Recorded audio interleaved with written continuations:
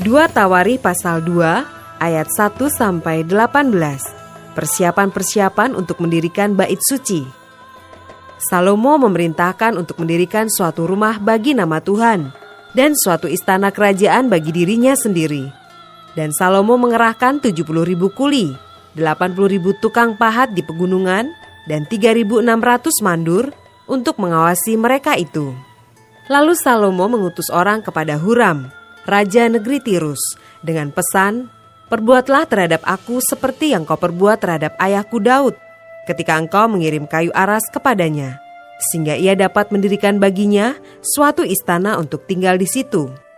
Ketahuilah, aku hendak mendirikan sebuah rumah bagi nama Tuhan, Allahku, untuk menguduskannya bagi dia, supaya di hadapannya dibakar ukupan dari wangi-wangian, tetap diatur roti sajian, dan dipersembahkan korban bakaran pada waktu pagi dan pada waktu petang, pada hari-hari Sabat dan bulan-bulan baru, dan pada perayaan-perayaan yang ditetapkan Tuhan, Allah kami, sebab semuanya itu adalah kewajiban orang Israel untuk selama-lamanya.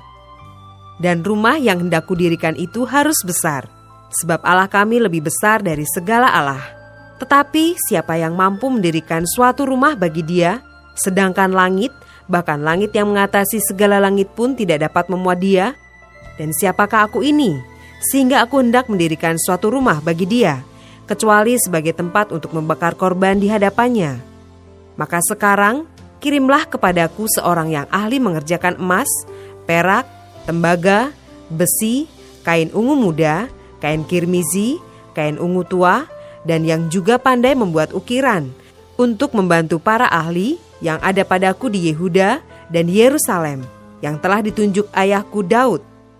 Kirim juga kepadaku kayu aras, sanobar, dan cendana dari gunung Libanon, sebab aku tahu bahwa hamba-hambamu pandai menebang pohon dari Libanon. Dalam pada itu hamba-hambaku akan membantu hamba-hambamu untuk menyediakan bagiku sejumlah besar kayu. Sebab rumah yang hendak kudirikan itu harus besar dan mentakjubkan.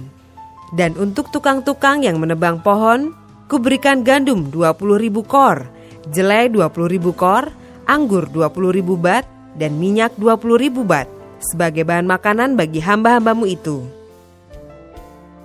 Dan Huram, raja negeri Tirus, mengirim surat balasan kepada Salomo yang berbunyi, "Karena Tuhan mengasihi umatnya, ia telah mengangkat engkau menjadi raja atas mereka." Lalu Huram melanjutkan, "Terpujilah Tuhan, Allah orang Israel, yang menjadikan langit dan bumi, karena ia telah memberikan kepada Raja Daud seorang anak yang bijaksana, penuh akal budi dan pengertian, yang akan mendirikan suatu rumah bagi Tuhan dan suatu istana kerajaan bagi dirinya sendiri.